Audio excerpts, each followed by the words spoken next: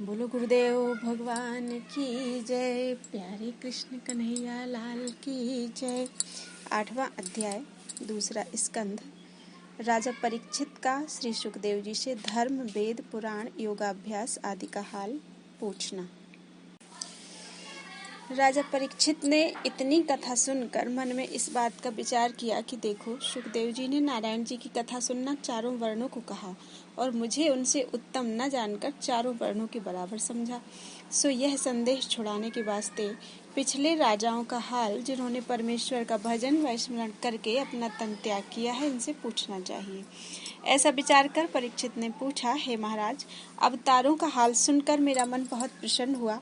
अब मेरी यह इच्छा है कि नारायण जी के अवतारों की लीला के सिवा दूसरा हाल न सुनूं, क्योंकि इस कथा के सुनने से अंतःकरण शुद्ध व पवित्र होकर परमेश्वर का प्रकाश हृदय में प्रकट होता है। इस चमत्कार के होने से काम, क्रोध, लोभ, अहंकार, मद शरीर में नहीं रहता।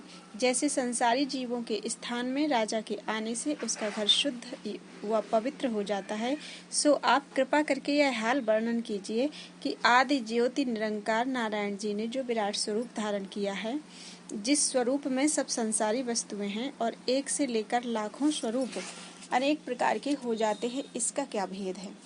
पिछले युगों में जिन राजाओं ने परमेश्वर के स्मरण व ध्यान में लीन होकर अपना तन त्याग किया, वह जितने तत्व हैं उनकी गिनती, परमेश्वर की पूजा की विधि, जिस तरह योगी लोग योगाभ्यास करके अपना शरीर छोड़ते हैं, वह वेद का जैसा धर्म व रूप हो, इतिहास पुराण का महात्म्य, संसार में जैसे प्रलय होती है, जिस तरह यज्ञादि किए जाते हैं, ब्रह्मांड व ऋषीश्वरों का हाल, जिस प्रकार नरक से निकलकर जीव आते हैं, पाप व अधर्म करने वालों का मरने के उपरांत क्या हाल होता है, यह जीव संसार में कौन काम करने से माया जाल में फंसकर नष्ट होते हैं, कौन धर्म करने से मुक्ति मिलती है, इन सब बातों का हाल कृपा करके वर्णन कीजिए। यह बात सुनकर सुखदेव जी बोले, हे राजन, तुझे यह सब हाल पूछने से क्या प्रयोजन है।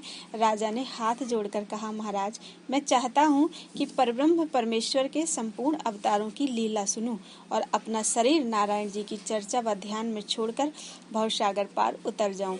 यह वचन सुनकर सुखदेव जी ने कहा, हे राजन, मनुष्य का तन पाना बहुत ही कठिन है।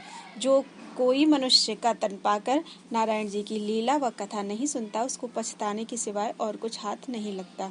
जो बात तुमने पूछी है उसका हाल सुनो। जब परब्रह्म परमेश्वर चाहते हैं कि संसार उत्पन्न करके जीवों की बढ़ती करें और अपना स्वरूप आप देखकर मोहित हो गए, जिस तरह मनुष्य अपना मुख दर्पण में देखता है और शीशा उलट देने से फिर कुछ दिखलाई नहीं पड़ता, उसी तरह परमेश्वर सारा संसार अपनी इच्छा से उत्पन्न करने के उपरांत फिर उसका नाश करके अपने रूप में मिला लेते हैं। इसीलिए जगत में ज्ञानी उसी को समझना चाहिए जो मनुष्य नारायण जी के 24 अवतारों की कथा व लीला अपने सच्चे मन से सुनकर उस पर विश्वास रखे और चींटी से लेकर हाथी तक सब जीवों में परमेश्वर का चमत्कार एक जैसा जानकर किसी को दुख न देवे। इतनी कथा सुनाकर सूत जी ने शौनकादिक ऋषीश्वरों से कहा कि जो बात परीक्षित ने सुखदेव जी से पूछी है, वही बात एक बार ब्रह्मकल्प में ब्रह्मा जी ने नारायण जी से पूछी थी। बोलो वृंदावन बिहारी लाल की जय। 9वां अध्याय, ब्रह्मा के उत्पन्न होने और उनसे श्रीमद् भागवत के मूल 4 श्लोक श्री नारायण जी के कहने का हाल सुखदेव जी का परीक्षित से कहना। सुखदेव जी बोले, हे राजन, जब एक कमल का फूल परमेश्वर की नाभि से निकला और उस फूल में से ब्रह्मा उत्पन्न हुए, तब ब्रह्मा ने यह बात जानना चाहा कि मैं कहाँ से उत्पन्न हुआ हूँ। जब बहुत विचारने पर भी यह भेद ब्रह्मा को नहीं मालूम हुआ, तब हार मानकर उसी फूल पर बैठे रहे। इसलिए समझना चाहिए कि भगवान की माया ऐसी प्रबल है कि उस माया की रस्सी में ब्रह्मा भी बंधकर उनका भेद नहीं जान सकते। दूसरे की क्या सामर्थ्य है जो परमेश्वर की लीला व आदि अंत को समझ सके। फिर ब्रह्मा जी उसी फूल पर बैठे हुए श्रीमद् भागवत के मूल 4 श्लोक आकाशवाणी में सुना।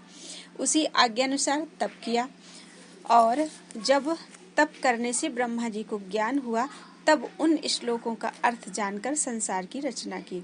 उन चारों श्लोकों का अर्थ यह है, हे ब्रह्मा, जो सबके पहले था वह मैं हूँ, मेरे सिवा दूसरा कोई नहीं है। जो कुछ तुम देखते हो वह भी मुझे समझो। महाप्रलय होने के उपरांत भी मेरे सिवा और कुछ नहीं रहेगा। सब संसारी वस्तुओं का मूल जड़ मैं ही हूँ। जिस तरह सोने के गहने हाथ, पैर, नाक, कान और सब अंगों में पहनने के वास्ते बिलक बिलक तैयार कराओ तो सब भूषणों के नाम पृथक पृथक होते हैं, और जब वह गहना सब तोड़कर गला डालो तब फिर केवल सोना रह जाता है। वही हाल मेरा समझना चाहिए। मैं अकेला हूँ, जब चाहता हूँ अपनी इच्छा से अनेक रूप धारण करके संसार में अपने बहुत से नाम प्रकट कर देता हूँ। देखने, सुनने, बोलने व भले बुरे के जानने की जो सामर्थ्य सब जीवों में है वह सब मेरे प्रताप से समझना चाहिए। जिस तरह आकाश का घेरा सब जगह है, उसी तरह मैं सबसे बलवान होकर तीनों लोकों व 14 भुवनों को अपने वश में रखता हूँ। मेरे सिवा सब संसारी वस्तुओं को झूठी समझना उचित है। 5 तत्व से सब संसारी जीव उत्पन्न होते हैं। जिस तरह संसार का संपूर्ण व्यवहार मेरे विराट रूप में है, उसी तरह सबके तन में ज्योति का प्रकाश, जिसे प्राण कहते हैं, समझो। जब तक वह चमत्कार शरीर में रहता है तब तक चलने फिरने, खाने पीने, बोलने और इंद्रियों के सुख भोगने की सामर्थ्य उसे रहती है। जब वह प्रकाश शरीर से निकल गया तब वही तन मृतक होकर गल सड़ जाता है। फिर उस शरीर से कुछ नहीं हो सकता। ब्राह्मण, क्षत्रिय, वैश्य, शूद्र चारों वर्णों में मेरा प्रकाश एक जैसा है। ज्ञान की दृष्टि से उनमें कुछ भेद न जानकर सब जीवों में नारायण जी का स्वरूप एक सा समझना चाहिए। जिस तरह सूर्य की छाया सोने, चांदी, मिट्टी व लोहे आदि के बर्तनों में बराबर पड़ती है, और जिस तरह सोना, चांदी, काठ, पीतल अनेक रंग के दानों को एक तागे में पिरोने से माला हो जाती है, उसी तरह मेरा चमत्कार सब जीवों में तागा के समान समझो। जब वह माला का तागा टूट जाता है तब भी सब दाने बिखर जाते हैं। सो हे ब्रह्मा, तुम इसी तरह सब जगह मुझको जानकर जगत की रचना करो। संसारी माया में फंसकर आनंद से नहीं रहोगे। तप करने से तुमको मेरा दर्शन होगा। तुम मन में दया रख कर सब जीवों की रचना करो। ऋषीश्वर व ज्ञानी लोग तुम्हारी स्तुति करेंगे। संसार रचने में तुम्हें कुछ परिश्रम व दुख नहीं होगा। तुम मेरे चतुर्भुजी छोटे स्वरूप का ध्यान करो, जो महात्मा ऋषीश्वर नंद व सुनंद आदि दासों में विराजमान है। यह आकाशवाणी सुनकर ब्रह्मा नारायण जी को मन ही मन प्रणाम करके हाथ जोड़कर बोले, हे दीनानाथ, मुझे यह वरदान दीजिए कि मैं आपको अपना मालिक जानता रहूं। संसार के उत्पन्न करने में मुझे आसक्ति न होवे। ब्रह्मा का यह वचन सुनते ही परब्रह्म परमेश्वर ने उन्हें इच्छा पूर्वक वरदान देकर कहा, हे ब्रह्मा, तुम मेरी आज्ञा याद रखकर संसारी व्यवहार को परछाई के समान झूठा समझते रहना, तो तुमको मेरी माया नहीं व्यापेगी। ओम हरि। ऐसा कहकर नारायण जी ब्रह्मा के ध्यान से गुप्त हो गए। इतनी कथा सुनाकर शुकदेव जी बोले, हे राजन, श्रीमद् भागवत के चारों मूल श्लोकों का यही अर्थ है जो मैंने तुमसे कहा। ब्रह्मा जी ने अपने दूसरे बेटों को यह हाल नहीं बतलाया, केवल नारद जी को ज्ञानी समझकर यह भगवत ज्ञान उनसे कहा था। नारद जी ने व्यास जी को उपदेश किया और हमारे पिता वेद व्यास जी ने उनको विस्तार पूर्वक लिखा और उसका श्रीमद् भागवत नाम रखकर मुझे पढ़ाया। इसी ज्ञान को मैत्रेय ऋषीश्वर ने यमुना के किनारे विदुर जी से कहा था। अब वही कथा मैं तुमको सुनाता हूँ। हे राजन, जो मनुष्य अहंकार से परमेश्वर का महात्म्य नहीं जानता, वह संसार में और परलोक में दुख पाता है। बोलो वृंदावन बिहारी लाल की जय। 10वां अध्याय, पंचतत्व से शरीर का तैयार होना व देवताओं का सबके अंगों में वास रहना। सुखदेव जी बोले, हे राजन, इस भागवत में 10 प्रकार की कथा है। उसका पृथक पृथक हाल कहता हूँ, मन लगाकर सुनो। संसार की उत्पत्ति, जगत का नाश होना, संसार को स्थिर रखना, सब जीवों का पालन करना, परमेश्वर की लीला, मनवंतरों का हाल, ईश्वर की कथा, विरक्ति, भक्ति, नारायण जी सब जगत के मालिक हैं। हे राजन, इनमें 9 लक्षणों का हाल सुनना केवल 10वें लक्षण के जानने के वास्ते है। जब आदि पुरुष परमेश्वर ने, जो शेषनाग की छाती पर शयन करते हैं, अपने को अकेले देखकर मन नहीं लगने से चाहा कि हम अनेक तरह के रूप धारण करके देखें, तब उन्होंने अपनी माया को आज्ञा दी कि संसार के विस्तार का उपाय कर। उसी समय उस माया ने स्वर्ग, पाताल, मृत्युलोक बनाकर राजस, तामस, सात्विक 3 गुण प्रकट किया। तामस से अहंकार, राजस से हाथ पांव, बाक, लिंग, गुदा और 5 कर्मेंद्रियां, सात्विक से आँख, कान, जिह्वा, नाक, त्वचा और 5 ज्ञानेंद्रियां प्रकट हुई। इसके सिवा तमोगुण से पृथ्वी, आकाश, जल, अग्नि, हवा, 5 तत्व तथा सतोगुण से शब्द, मूर्ति, स्वाद, सूंघने की शक्ति और बुद्धि सबके तन में प्रकट हुई। शरीर की 10 इंद्रियां एक एक देवता को सौंपी गई। मुंह में अग्नि देवता, जिह्वा में वरुण देवता, कान में दिशा, नाक में अश्विनी कुमार, हाथ में इंद्र, आंख में सूर्य, लिंग में मित्रा वरुण, गुदा में यमराज, पाँव में विष्णु और बुद्धि में ब्रह्मा जी का वास रहता है। सब देवताओं ने चाहा कि अपने सामर्थ्य से हम लोग इस मूर्ति को जिलाकर बुलावें और हंसावें, इसलिए उन्होंने अपने पराक्रम से बहुत उपाय किए। जब उनके सामर्थ्य से वह मूर्ति हिल भी ना सकी, तब उन्होंने हार मानकर हवा की तरफ, जिसको स्वामी कहते हैं, इशारा किया। जब उस हवा से भी कुछ नहीं हो सका, तब सब देवताओं ने नारायण जी का ध्यान किया, जिनकी कृपा से वह मूर्ति तैयार हुई थी। देवताओं ने कहा, हे जगत के कर्ता, आपकी दया और कृपा के बिना हम लोगों से कुछ नहीं हो सकता। जब आदि ज्योति निरंकार ने थोड़ा सा अपना प्रकाश उस मूर्ति में प्रवेश करके कहा कि तुम उठो, तब उस तेज के बल से सब देवताओं को अपने अपने स्थान पर उठने, बैठने, बोलने आदि की सामर्थ्य प्राप्त होकर वह मूर्ति चलने फिरने लगी। हे राजन, मनुष्य के हर एक अंग में देवता लोग वास करते हैं और यह इच्छा रखते हैं कि हाथ से दान दें, जिह्वा से परमेश्वर का भजन व स्मरण करें, कानों से उनकी कथा व लीला सुनें, पैरों से तीर्थ यात्रा करें, देव स्थान पर जाकर आंखों से मूर्ति के दर्शन करें, ध्यान में परमेश्वर का दर्शन करें, जिसमें हम लोगों का भी भला हो। मनुष्य के तन में रजोगुण या तमोगुण अथवा सतोगुण एक गुण 8 पहर वर्तमान रहता है। एक गुण के समय दूसरा गुण नट के खेल के समान छिप जाता है। यह ब्रह्मकल्प का हाल हमने तुमसे कहा। इसी तरह सब कल्पों में संसार की उत्पत्ति होती है। बोलो वृंदावन बिहारी लाल की जय। तीसरा स्कंध। विदुर जी की उद्धव भक्त से राह में भेंट होना, विदुर जी का मैत्रेय ऋषिश्वर से यमुना के किनारे मिलना तथा जय विजय और कपिल देव अवतार की कथा। तीसरा स्कंध आज शुरू हो गया है। पहला अध्याय। श्री कृष्ण जी और विदुर आदि का राजा दुर्योधन को राजा युधिष्ठिर का राज्य भाग बांट देने के लिए समझाना और दुर्योधन का किसी की बात न मानना। सुखदेव जी ने कहा, हे राजन, जो बात तुमने हमसे पूछी थी, इसी बात का उत्तर नारायण जी ने लक्ष्मी जी को दिया था। लक्ष्मी जी ने शेषनाग को बतलाया, शेषनाग जी ने वात्स्यायन ऋषिश्वर को सुनाया, वात्स्यायन जी ने मैत्रेय ऋषिश्वर को उपदेश किया, मैत्रेय जी ने विदुर से कहा। इतनी कथा सुनकर राजा परीक्षित ने पूछा, हे स्वामिन, विदुर जी और मैत्रेय ऋषिश्वर से कहाँ भेंट हुई थी?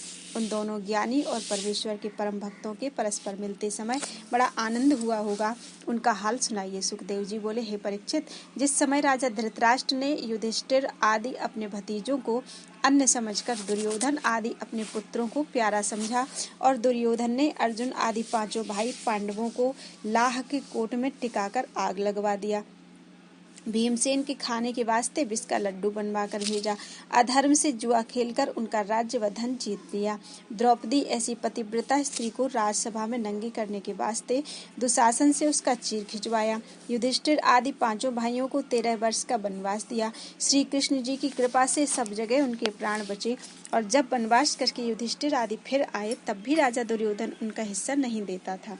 इसलिए श्री कृष्ण जी कृपाचार्य और विदुर आदि को धृतराष्ट्र ने बुला भेजा, तो वे लोग कौरवों का झगड़ा मिटाने के लिए पंच होकर राजा दुर्योधन की सभा में गए।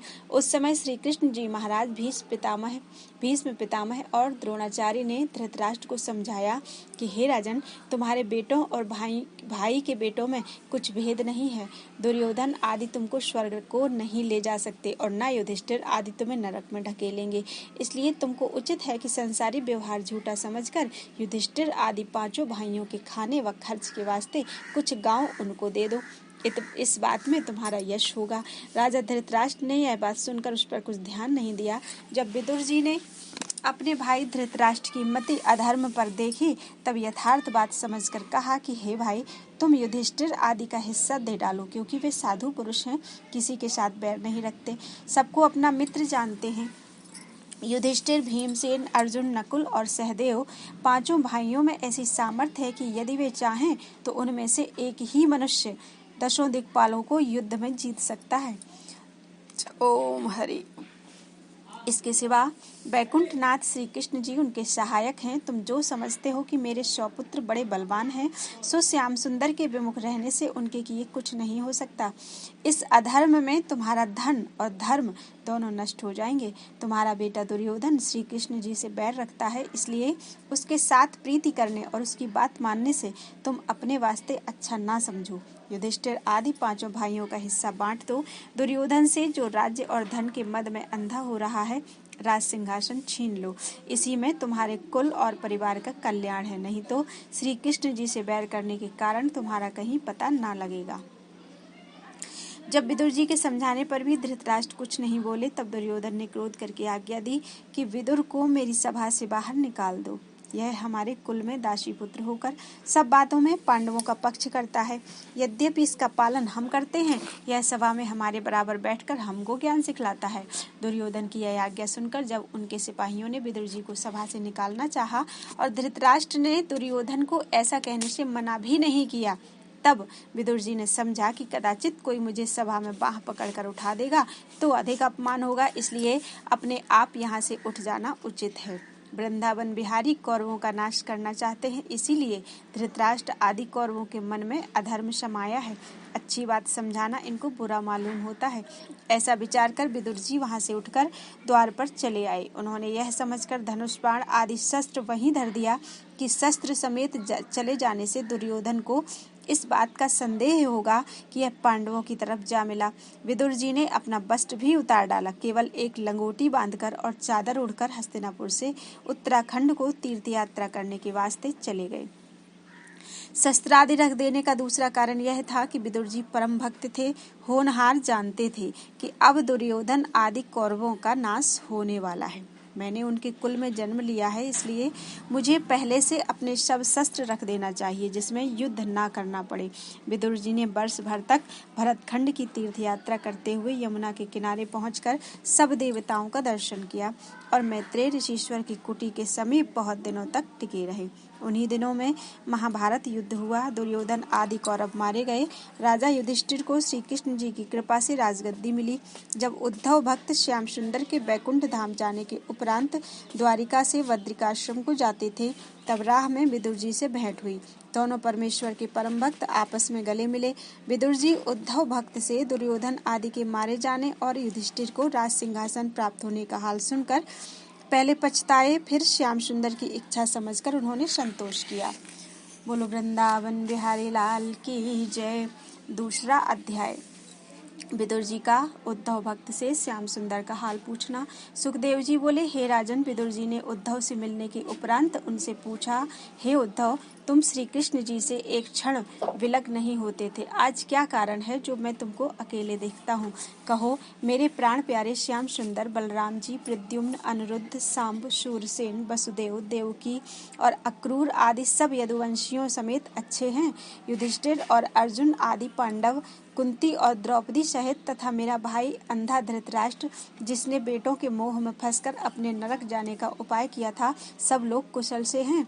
मैं जानता हूँ कि श्याम सुंदर पृथ्वी का बोझ उतारने के वास्ते अवतार लेकर धृतराष्ट्र आदि कौरवों का ज्ञान हर लिया है। जो राजा लोग अपने राज्य, सेना और धन का अभिमान करके अधर्म करते हैं, उन्हीं लोगों के मारने के वास्ते बैकुंठनाथ श्री कृष्ण जी ने अवतार लिया है। सो तुम श्याम सुंदर का हाल बतलाओ। उनकी चर्चा करने में तीर्थ स्थान का फल मिलता है। यह बात सुनते ही उद्धव भक्त आंसू भरकर रोने लगे और कुछ उत्तर न दे सके। तब विदुर जी ने उनको उदास और रोते हुए देखकर समझ लिया कि श्री कृष्ण जी अंतर्धान हो गए, इसलिए मेरे पूछने पर उद्धव उनका ध्यान करके रोते हैं। एक क्षण उपरांत उद्धव ने आंखें पोंछकर कहा कि विदुर जी, तुम केशव मूर्ति का हाल क्या पूछते हो? श्री कृष्ण रूपी सूर्य अस्त हो गया और कलयुग रूपी रात्रि ने प्रवेश किया। मैं अपने और दूसरे यदुवंशियों का अभाग्य तुमसे क्या कहूँ? परब्रह्म परमेश्वर ने अपनी इच्छा से वसुदेव जी के घर में जन्म लिया। हम लोगों ने उनका महात्म्य न जानकर उनको भी एक यदुवंशी अपना भाई बंधु समझा था। अब उनकी महिमा जानकर पछताने के सिवा कुछ हाथ नहीं लगता। मैं उनकी बड़ाई तुमसे कहाँ तक करूं। उन्होंने 16,108 स्त्रियों से विवाह करके गृहस्थाश्रम का धर्म पालन किया। अवतार लेने और लीला करने का उनका यह प्रयोजन कि संसारी मनुष्य और विशेषकर अधर्मी लोग उस लीला व कथा को आपस में कह सुनकर भवसागर पार उतर जावें। देखो उन्होंने कैसे कैसे बलवान दैत्यों और राजाओं को मारकर मुक्त कर दिया। पृथ्वी का भार उतारने के वास्ते अपनी इच्छा से अवतार लेकर कौरवों और पांडवों से महाभारत कराया। दुर्योधन आदि सब कौरवों का नाश किया। युधिष्ठिर आदि 5 भाई पांडवों की रक्षा करके उन्हें राजगद्दी दिया। 56 करोड़ यदुवंशियों को दुर्वासा ऋषीश्वर से शाप दिलवाकर आपस की लड़ाई में मरवा डाला। सो उस बात की याद करके मुझे बड़ा दुख होता है। हे विदुर, तुम निश्चय करके जानो, जब से श्याम सुंदर यदुवंशियों को नाश करके बैकुंठ को पधारे तब से सत्य और धर्म संसार से उठ गया। मैंने बहुत विनती करके उनसे कहा कि मैं जन्म भर आपकी सेवा व टहल में रहा, मुझे भी अपने साथ ले चलो, पर मुझे न ले जाकर मुझसे बोले तू बद्री केदार में जाकर मेरा ध्यान करके मुक्त हो जा। जो कुछ ज्ञान उन्होंने मुझे बतलाया उसका हाल 11वें स्कंध में लिखा है। तत्व ज्ञान मुझसे यह कहा कि हमको जानकर सब संसार का नाश समझो और जीवात्मा कभी नहीं मरता, इसलिए मेरे वियोग का शोक ना करो। मरना कैसा होता है, जिस तरह एक कपड़े को उतारकर दूसरा वस्त्र पहन लेवे, उसी तरह यह जीव एक चोले को छोड़कर दूसरे तन में प्रवेश करता है। बोलो वृंदावन बिहारी लाल की जय। तीसरा अध्याय, उद्धव जी का विदुर जी से श्याम सुंदर की स्तुति व प्रशंसा करना। उद्धव ने विदुर से कहा, देखो श्याम सुंदर ऐसे दीनदयाल थे कि जिस पूतना राक्षसी ने उनका प्राण हरने के वास्ते अपने कुचों में विष लगाकर उन्हें दूध पिलाया, उन्होंने उस राक्षसी को भी मारकर बैकुंठ में भेज दिया।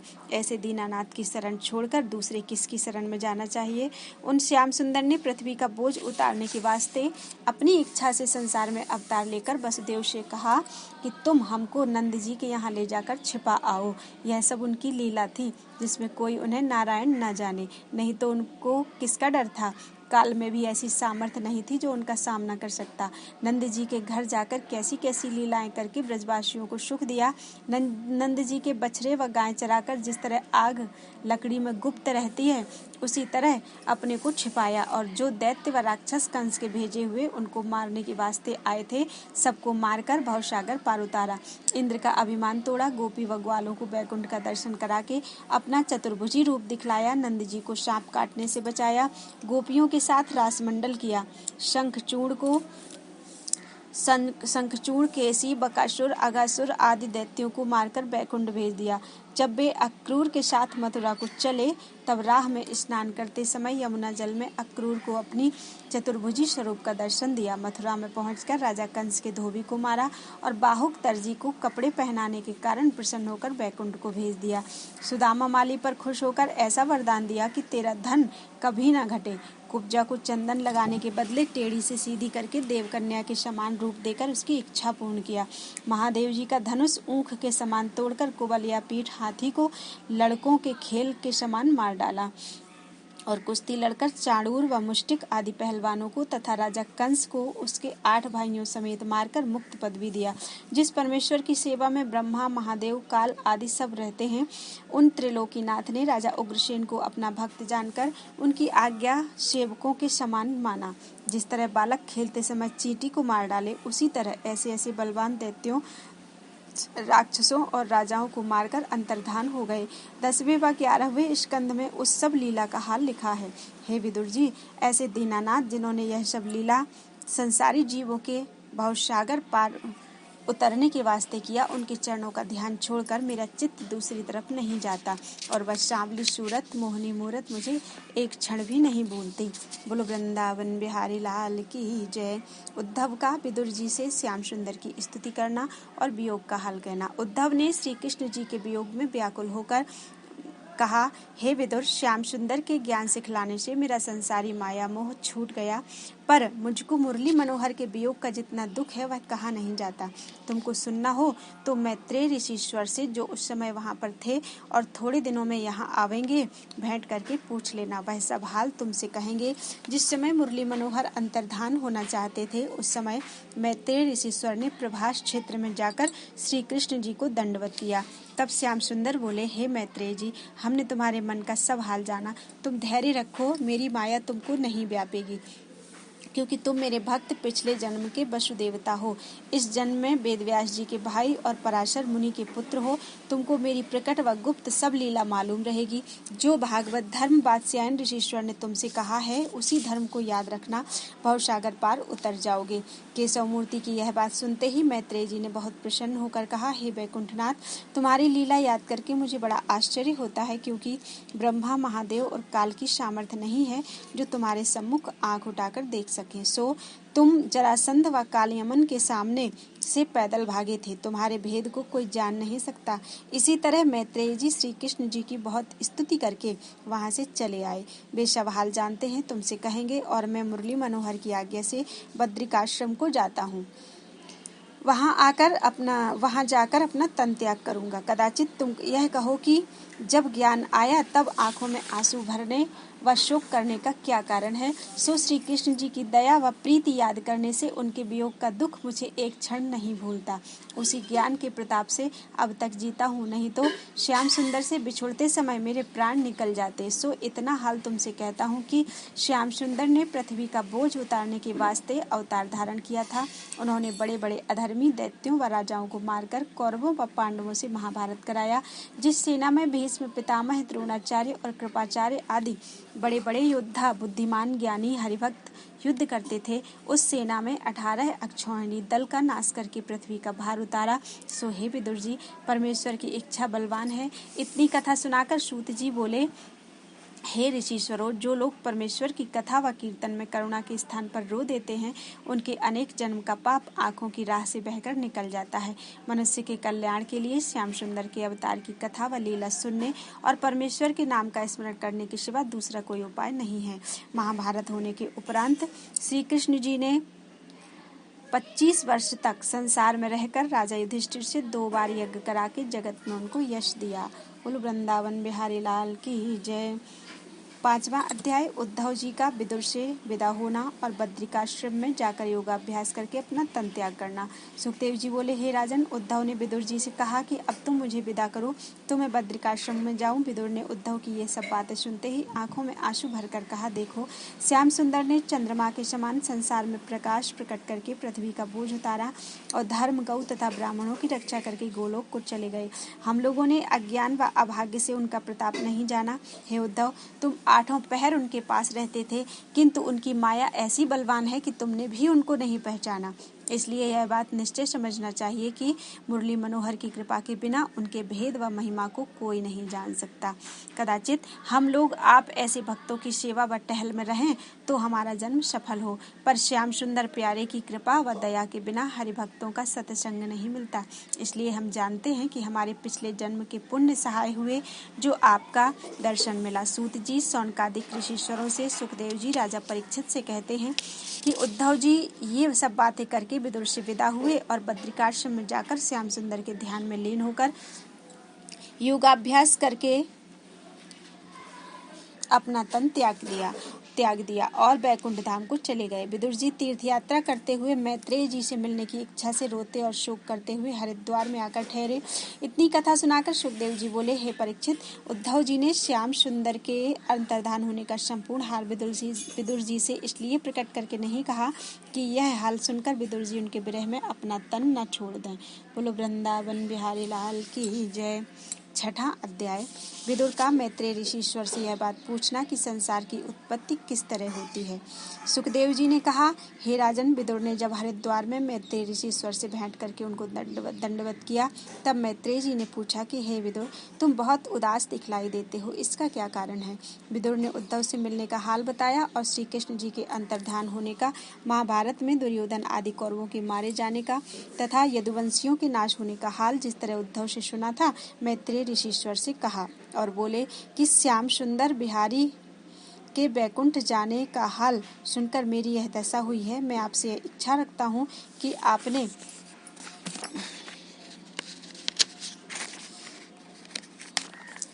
श्री कृष्ण जी के मुखारबिंद से जो कुछ सुना है वह मुझसे कहिए, जिसमें मेरा मनोरथ पूर्ण हो।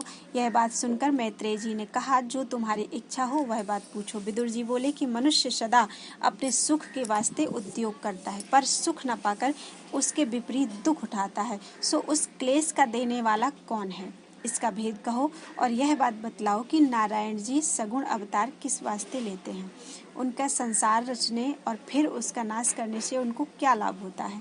मैं अपने ज्ञान से यह जानता हूँ कि पाप छूटने के लिए सब जीवों को भवसागर पार उतारने के विचार से सगुण अवतार लेते हैं, जिसमें मनुष्य उन अवतारों की कथा व लीला कह सुनकर उनके प्रताप से भवसागर पार उतर जावे। तिस पर अज्ञानी मनुष्य परमेश्वर की कथा व लीला सुनने में प्रीति न रखें और दिन रात संसारी माया मोह में लिपटकर नष्ट होवे, तो उनका अभाग्य है। इसमें परमेश्वर का क्या दोष है, और बतलाओ कि परमेश्वर किस तरह ब्रह्मा रूप होकर जगत की उत्पत्ति, विष्णु रूप धरकर सब जीवों का पालन और महादेव रूप धारण करके सब जीवों का नाश करते हैं। वह कौन सा उपाय है जिससे नारायण जी मनुष्य से प्रसन्न होते हैं। उनके खुश होने से मनुष्य संसार में अपना मनोरथ पाकर मरने के उपरांत मुक्त होता है। जगत की ऐसी रीति है कि जब कोई मनुष्य किसी अपराध के बदले दंड पाता है, तब फिर वह जल्दी अधर्म नहीं करता।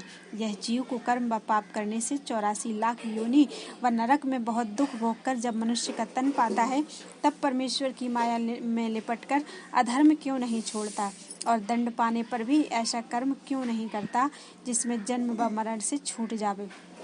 इसका क्या कारण है?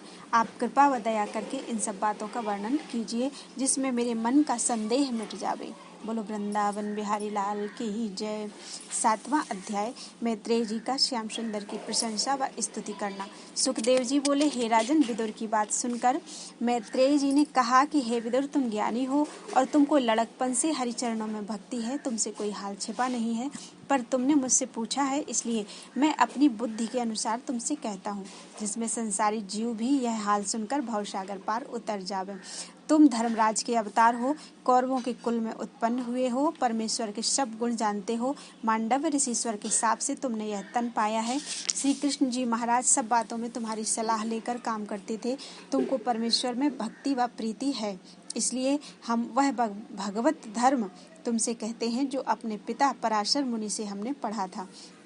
तुम मन लगाकर सुनो। जो मनुष्य परमेश्वर से विमुख हैं, वे दुख के सागर में पड़े रहकर जन्म व मरण से छुट्टी नहीं पाते, और जो काम अपने सुख के लिए करते हैं उसमें उनको दुख के सिवा कुछ सुख नहीं मिलता। कदाचित परमेश्वर का भजन थोड़ा थोड़ा भी करें तो संसार के दुख से इस तरह छूट जावें, जिस तरह औषधि खाने से दिन पर दिन रोग कम होता है। संसार में मनुष्य जैसा भला या बुरा कर्म करता है, वैसा ही फल पाता है। जिस तरह मनुष्य अपने पुत्र, कन्या, स्त्री आदि संसारी मोह में फंसकर उनसे अपना सुख व भला चाहता है और दुख के सिवा सुख नहीं पाता, उसी तरह कोए में कीड़ा अपने रहने और सुख पाने के वास्ते जाला इकट्ठा करके अंत को वही जाला बटोरने से कोए में फंसकर मर जाता है, उसमें से निकल नहीं सकता। वही हाल मनुष्यों का भी समझना चाहिए। ईश्वर की कृपा के बिना मनुष्य का उनकी माया से छूटना बहुत कठिन है। उस माया से छूटने के वास्ते परमेश्वर की कथा सुनना और उनके नाम का स्मरण करना मनुष्य को उचित है। संसार के झूठे व्यवहार को सच्चा जानना, इसी को ईश्वर की माया समझना चाहिए। जब मनुष्य इंद्रियों के सुख को छोड़कर अपना मन विरक्त करके परमेश्वर का भजन व स्मरण करे, तब उस माया से छूट सकता है। जिस तरह स्वप्न का दुख जागने से नहीं रहता, उसी तरह लोक व परलोक के दुख हरिभजन करने से छूट जाते हैं। संसार की उत्पत्ति इस तरह होती है कि जब आदि निरंकार ज्योति को, जिनका रूप कोई नहीं देख सकता, इस बात की इच्छा होती है कि संसार रचकर हम अपने रूप को आप देखें। जिस तरह कोई मनुष्य अपना मुख दर्पण में देखे, तब वह आदि निरंकार पहले एक ज्योति प्रकट करते हैं, जिसको आदि पुरुष कहा जाता है।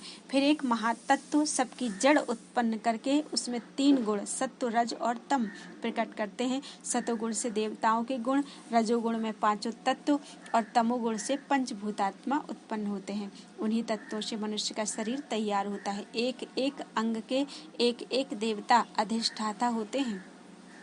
आँख के देवता सूर्य, नाक के अश्विनी कुमार, जिह्वा के वरुण देवता। इसी तरह सब अंगों के देवताओं का हाल दूसरे स्कंद के 10वें अध्याय में लिखा है। बोलो वृंदावन बिहारी लाल की जय। 8वां अध्याय देवताओं का नारायण जी की स्तुति करना। मैत्रेय जी ने कहा, हे विदुर, जब संसार रचने की ये सब वस्तुएं प्रकट हुई तब सब देवताओं ने संसार के उत्पन्न करने की आज्ञा पाकर उद्योग किया। जब वह काम उनसे पूरा नहीं हुआ तब सब देवताओं ने हार मानकर नारायण जी का ध्यान और स्तुति करके हाथ जोड़कर कहा, हे दीनानाथ, संसार में जो मनुष्य सब जीवों में आपके तेज का प्रकाश समझकर आपके चरणों का ध्यान और पूजन करता है वह जगत की माया और दुख से छूटकर सुख पाता है। आपकी कथा व लीला सुनने से उसके मन में इस बात का विश्वास होता है कि सबसे श्रेष्ठ और कर्ता धर्ता नारायण जी हैं। आपकी कृपा के बिना हम लोगों से संसार के रचने का काम, जो बहुत कठिन है, नहीं हो सकता। तब उनके स्तुति करने पर आदि निरंकार ने प्रसन्न होकर देवताओं की तरफ जैसे ही कृपा दृष्टि से देखा वैसे ही ये पांचों तत्व इकट्ठे होकर मांस का पिंड हो गया।